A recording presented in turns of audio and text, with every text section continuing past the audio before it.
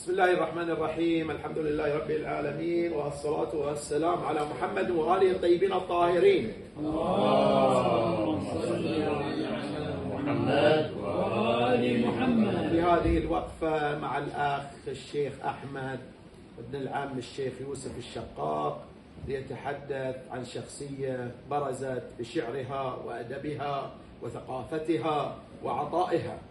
إنه صاحب الشخصية هو الحاج الشاعر محمد بن حسين الرمضان عن أبي سمير. تفضل أستاذ. أعوذ بالله من الشيطان الرجيم. بسم الله الرحمن الرحيم. صلى الله على محمد وآله الطيبين الطاهرين. اللهم صل على محمد. وجاء رجل من أقصى المدينة يسعى قال يا قوم اتبعوا المرسلين. في سورة ياسين تتكلم عن نبي محمد صلى الله عليه وسلم وإنه من المرسلين، وضربت له عدة أمثال للتصدير أو للاتعاظ لنا نحن، من ضمنها واضرب لهم مثلا أصحاب القرية. في نفس سورة ياسين يبدأ أصحاب القرية وارسل لهم 3 رسل، ثم جاء رجل آخر ليعزز موقف الرسل المرسلين إلى تلك القرية المقاتلة. فكان العامل الملفت 3 رسل، يأتي رجل من أقصى المدينة يسعى. المدينة أنطاكيا كانت في حالة شك وحالة ريب. عامل الاطمئنان منين جاء؟ للرسالة المحمولة منين جاء؟ من رجل خارج هذه الدائرة. من هنا نتلمس واقعا دور الأسرة الكريمة رمضان.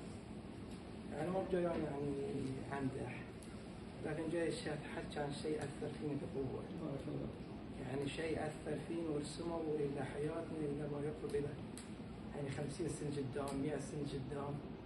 تخطيط تم قبل 100 سنة، بحسب احنا قرانا على سيرة العم أبو سمير أو العم حاج جواد أو لما تكلموا عن الشهيد. فأسرة عريقة ومؤثرة. الله يحفظك.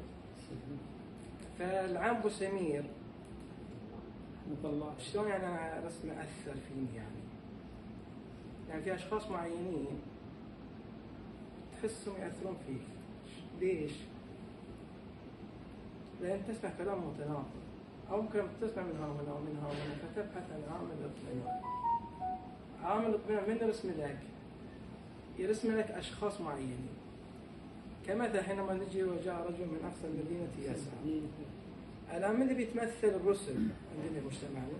عادة العالم أو الخطيب. فلما بيجي بينصح المجتمع الخطيب أو العالم اللي شاب صغير أو رجل هذا يشك فيه، يكون يقول لا في الغنم كيس. فالمشكلة انك احتمال يكون عاملك شخصي او توازنات، او تريد انك تقود الامة، او انك انت الان تقدم كلمة ومدفوعة الاجر، فيجيك مورد الشيء المصلحة. عوامل الاطمئنان مدري يجيبها رجل خارج هذه الدائرة، لا من دائرة العلماء ولا من دائرة الخطباء، فيبعث لك حالة اطمئنان ونصح. العم أبو سمير شلون وجهني وشلون نصحني الحج جواد؟ طبعا انا احمد الشقاق بني معا، وعبد الله الطويل وصالح وزوج خالتي، وله هو علاقه بجدتي وجعفر. فكان صاحب العم الحج جواد. فانا اشوف العم وصالح عبد الله الطويل ياثر فيني. ليش؟ كان ياثر فيني.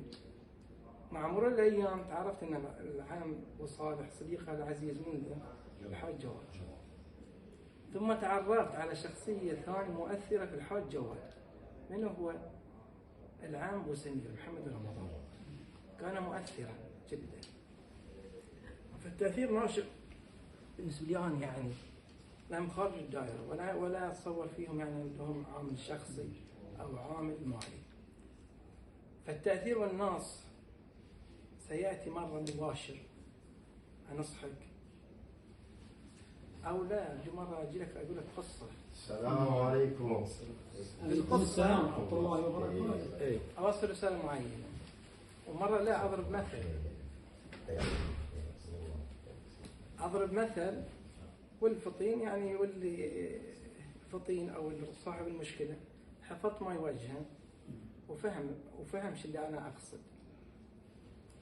فالنصح المباشر تأثير محدود قد يكون، يعتمد على علاقتك الشخصية وعلى تقارب عمرك وعلى حفظ المقامات. بعض الأحيان ما أنصح.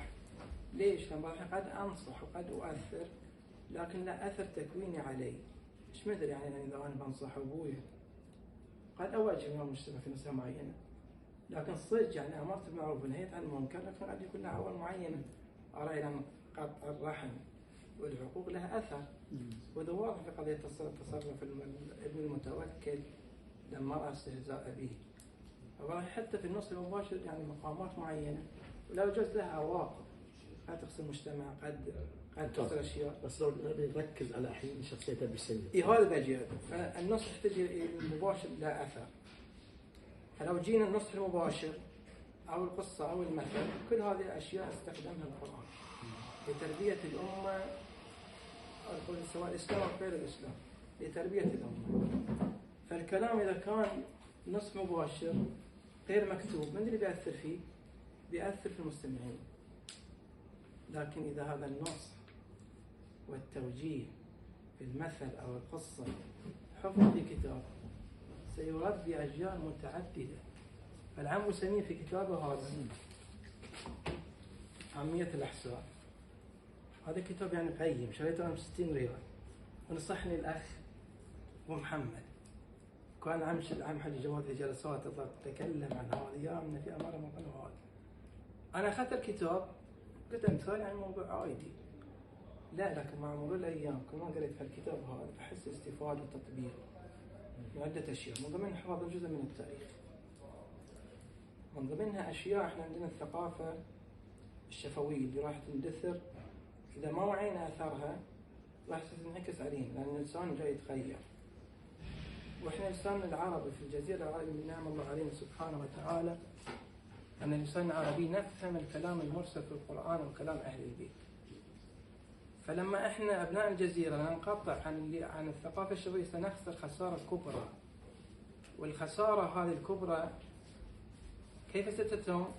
لأن دخل عندنا دخل عند التعليم، والتعليم أوجد قفزة وفوارق بين الأجيال. فأصبح بعض الأحيان الابن يظن أنه أفهم نبوه وأعرف من نبوه وأثقف نبوه وأثقف من جيله وأثقف من بيئته، فيبتعد عن هذه البيئة. لكن البيئة واقعا فيها تجارب آلاف السنين وانتقلت، فنحن سنخسر هذه الهوة. العم أبو سمير، ميزة العم أبو سمير يعني يتنبأ لقراءة المشاكل، وذي ميزة العلم، يعني العلم جمع تجارب تبني على حتى تنبأ حتى تنقذ المجتمع. فالعم أبو سمير إن شاء الكتاب، ليش الكتاب هذا ألفه يمكن أخذ له 40 سنة إجماعية ومجهود فردي، يعني عشان تعرف قيمة الكتاب. الأمثال الحجازية موسوعة من 4 مجلدات، انشأت على مؤسسة خيرية دعمتها، كتاب ضخم ومجموعة من الحجازيين الكبار، والحجاز التعليم أقدم، فبذل مجهود كبير. تجي مثلا في وسط الجزيرة العربية نجد، ترى هم نفس الطريقة، ترى في الكويت، ترى فمؤسسة قد يكون الشخص الضرب مع دول، ذي شخص معين لحاله يعني. وميزة استشعر قبل الجميع أن يشعر بهذا. يقول شلون استشعر العم أبو سمير؟ الأخ تكلم عن رحلة المخايطة في بعض المسمين السندباد البحري، انتقلوا في سوريا، الكويت، البحرين. هالانتقال هذا في عدة مناطق ولد عندهم أنه يجري مقارنة بين مجتمعنا اللي هو كان فقير أو تعليم مع مجتمع سابق. فلما تجري مقارنة تستطيع أن تتنبأ بما سيحدث اقتصاديا اجتماعيا. التغير جاي ما نقدر نواجهه، لكن علينا نتأقلم وياه ولا نخسر ميزاتنا ومكاسبنا. العام أبو سمير في سوريا يتكلم كلمات وعياله ما يفهمون شو يقول هذا أول مؤشر، أنا حساوي وعيالي متربين في حالة غربة في سوريا، كلمات ما يفهمونها. فلما تجي طق راس أبو سمير هل معنى عيالي ما يفهمون، أنشأ عمل مؤسسي، يعني الإصلاح تم عمل مؤسسي. فالعام أبو سمير لو لاحظنا رتب عياله، إحنا من أبناء الجزيرة العربية نمتلك ثقافة نستطيع بها تفسير النصوص، ولنا هوية وثقافة. شو اللي يسوي العام سمير ويا عياله؟ اعتزاز بالذات، الحفاظ على لسانك سيولد لك قوه قد غيرك ما يقدر يصل الى ما تصل اليه انت. فالعم سمير ادب عياله، لكن لو العم سمير لم يحتفظ بهذا الكتاب لكن لم يصل تاثيره الينا ولن تتعاقب الاجل. فميزه هذا الكتاب رحمه الله انه ادب ابنائه أدب أبنائه وانعكس علينا الأثر هذا. الأمر المهم أن العم سمير لما استشعر المشكلة ما قاعد مربط يديه، لا أنشأ فكرة معينة. فالآن عم سمير أنشأ الفكرة وأثر فينا وكتب هذا الكتاب، وهذا فعلا واقعا كتاب جدا قيم. لكن يعوزه أحيانا الكتاب هذا الذي نؤمل من هذا الكتاب بالمقارنة مع ما يكتب أن تعاد فهرسة هذا الكتاب، لأن البداية الأولى عامية الإحصاء قد يرى البعض لا قيمة لها، لكن في داخل الكتاب تراجم، في داخل الكتاب معلومات طبية، في داخل الكتاب معلومات اجتماعية تاريخ. لأن عادة إحنا التاريخ هم لطيف يعني إذا كان كشكول متداخل مع بعض، هم جميل، هم إيه لا هو خزين تجربة العم سمير يعني قدم أشياء يعني بس خلنا بس أختم بهذا عشان ما أطول، عشان كاستفادة عملية ونتحسس الأثر. أمرنا بمداراة الناس كما أمرنا بأداء الفرائض. عندما نقرأ هذا النص قد نستشعر بهذا النص قد يوحي لنا يجعلنا مجتمع منافق. ليش؟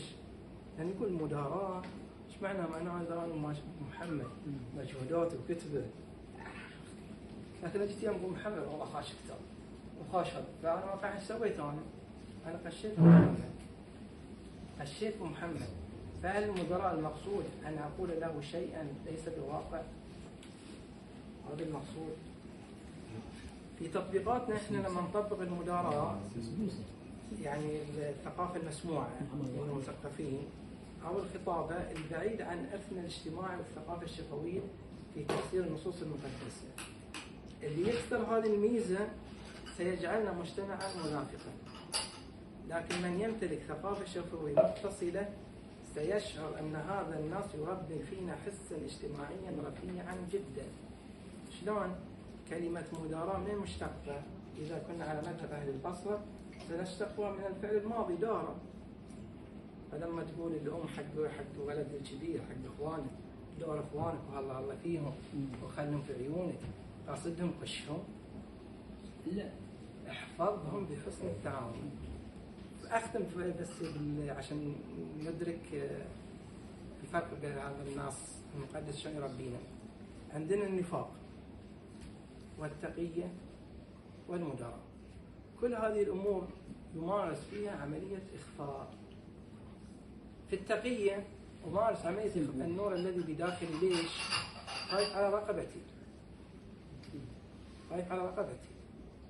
في النفاق سترت ظلم أو الظلمة وأظهرت النور، هم خايف على رقبتي. بس المسألة في التقية والنفاق معكوسة، واحد ساتر نور وواحد ساتر ظلمة.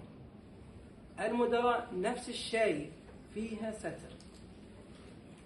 الستر ليش؟ خايف على رقبتك؟ لا، أنا الحق مر، لو أعطيت فيها كاش ما تتحمل. عشان أسوي أنا أخفي المعلومة وأجملها، لأني أنا حاطك أنت، فألطف المعلومة عشان أنت ما تفر مني. فالمدراء أمرنا بمداراة الناس كما أمرنا بأداء الصلاة، معناه حسن التعامل بالشخص اللي بنصحه. فلولا الثقافة الشفوية ما استطعت أن أنا أفسر النص المقدس أنه واقعا نص تهذيبي عالي. الثقافة الشفوية اللي حفظها أبو سمير أنا أطبقها وتنعكس علي في تفسير هذه النصوص. لما تحمل نص أمرنا بمداراة الناس في الآيات في الأحاديث، فثقافتنا الشفوية هي امتداد لشيء نحن ملزمون بالأخذ به، وهو أن النصوص المقدسة التي عمرها 1400 سنة نحن مأمورين بالأخذ بها. ثقافتنا الشبابية تعين على تفسير هذه الاشياء. صلى الله على محمد. اللهم صل على يعني طبعا في المدراء يعتبر من المهارات الاجتماعيه، لكن ايضا مع المدراء يحتاج الى التشجيع، يحتاج الى رفع المعنويات، احيانا يحتاج تقول كلمه الحق، احيانا تحتاج الى النصيحه، يعني دي كلها ترى لكل شيء لها ظرفها ومناسبتها. جزاك الله الخير يا شيخ. هذا وصلى الله على محمد وعلى طيبين الطاهرين.